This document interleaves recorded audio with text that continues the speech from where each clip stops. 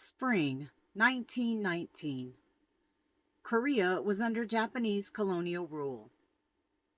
In a marketplace in Cheonan, a 17-year-old girl climbed up on a platform and raised her voice above the crowd, yelling, "Taehan Dongnip Manse!" Long live Korean independence.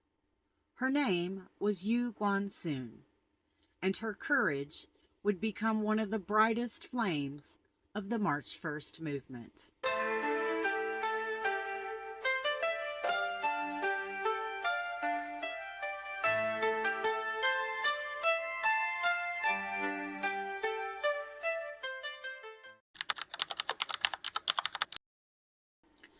Hi, and thank you for tuning in to Herstory Korea, where we explore the lives of the women who shaped the history of Korea. Today's episode isn't just history. It's courage, sacrifice, and a strength that still echoes today. Before we get started, I must ask, please leave a like on the video and don't forget to subscribe and hit the notification bell so you stay up to date on all the new videos. Let's get into the story.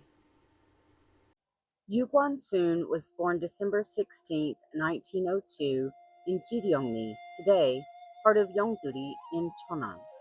She was the second of 5 children in a Protestant Christian family, part of the early wave of Korean converts influenced by American missionaries. Her local church, Maebong Presbyterian Church, became her first classroom in leadership. Missionary Alice J. Hammond Sharp recognized her intelligence and helped her enter Ewha Hakdang in Seoul, the school that would later become Ewha Women's University, one of the most prestigious universities in Korea. At Ewha, she studied Korean literature, English, mathematics, Bible studies, Chinese characters, and music and history. This level of education for a girl in 1918 Korea was extraordinary. In early 1919, Yu joined the Ewha Literary Society led by teacher Kim Ran-sa, who encouraged students to participate in peaceful demonstrations. Yu witnessed the March 1st Declaration of Independence in Seoul and joined student protests on March 1st and March 5th. When Japanese authorities shut down schools on March 10th, she returned home to Cheonan, but she did not stop. Instead, she organized a massive demonstration in her hometown.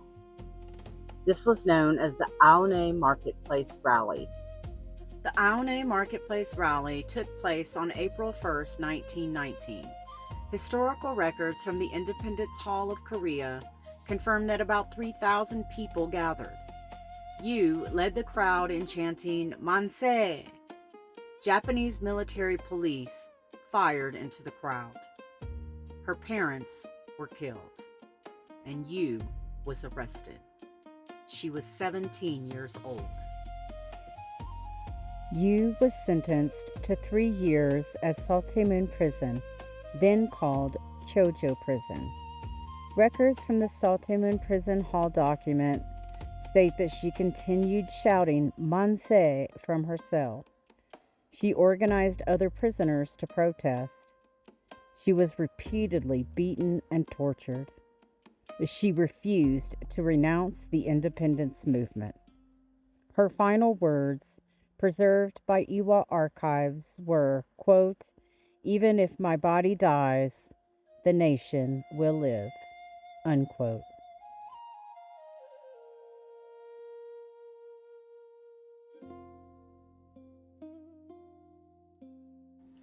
I just want to pause the story here and give you a little bit of a personal aside regarding Seodaemun Prison. So, when I lived in Korea, I had the opportunity to visit Seodaemun Prison, where Yu Gwan-sun and other independence fighters and essentially prisoners were kept, where she was tortured and ultimately passed away. If you're ever in Korea and you get the opportunity to visit, I highly suggest that you do. First thing is that I'm not an emotional person, but you should probably prepare yourself. Have some tissue because it's a very solemn, humbling experience. You get to walk through the cell blocks and you can almost feel sort of the fear, the pain, the agony that goes along with it. And they have rooms where there are pictures on the walls of the prisoners. Um, and it was quite amazing and shocking because looking at some of the faces, some of them you could just see like sheer terror in their face. You could just see it in their eyes. They were just absolutely terrified for obvious reasons. And some of them were extremely angry. Like you could tell they were very, very angry. Some of them were, you could tell were just sad, crying, probably thinking of their families. And then one of the most shocking things, and I had to do a double take the first time I saw a picture like this, was someone was smiling in the picture. And I thought, is this person smiling? And sure enough, that person was. And there were quite a few of them who were. But then when you really look at the picture and you look into their eyes, it's not a smile of happiness. It is a smile of defiance. And so that was quite shocking to see and quite illuminating. And then finally, I'll just tell you about this part, is there's another building outside apart from the cell block buildings where, let's just say, it's the last place that you would be taken. And there were gallows there, so we'll just say that, okay? And you can't go into the building, but they have the windows open. And so you can kind of peek your head in there. And I'm not kidding, I peeked my head in and I got this like rush of wind in my face. And this smell and this feeling of like, you could smell like the agony and the pain and the fear. I mean, it was just really overwhelming.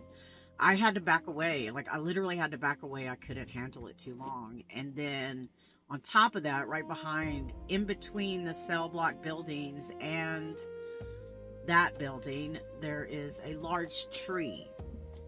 Something similar to an oak tree or a maple tree. I can't remember what type of tree it was. But on the way there from the cell blocks, where the prisoners knew they were, it was going to be their last moments on earth, they would try to cling to that tree and grab that tree. And I believe the sign even talks about the fact that, there were fingernails and blood and things like that on the tree, because it was sort of like their last ditch effort of hope to keep from going to the gallows. And so I just wanted to give that aside on a personal note and tell you that it is worth every bit of going and seeing this place, to really get the full scope of what GwanSun went through.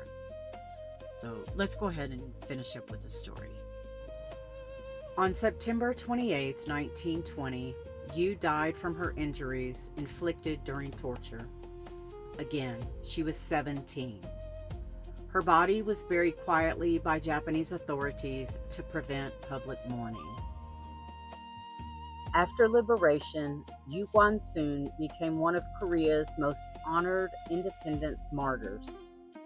Her legacy includes the following: Yu GwanSun Memorial Hall in Cheonan, Seodaemun Prison History Hall exhibits, statues at Ewha Women's University, schools and streets named after her, and a national remembrance every March 1st.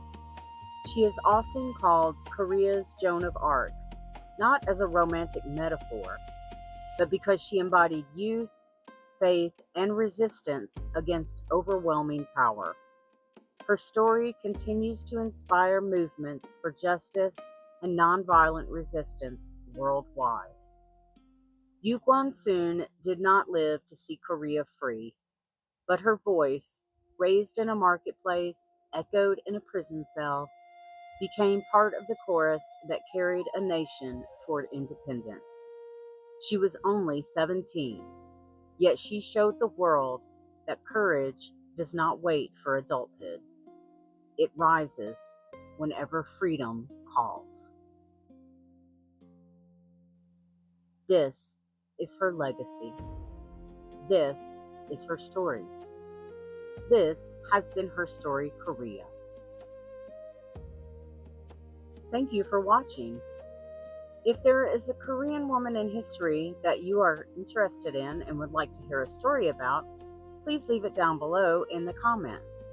If you like this episode, please give it a like, and don't forget to subscribe and hit the notification bell so you know every time I upload a new episode. Thank you so much, and until next time, keep looking deeper into the past.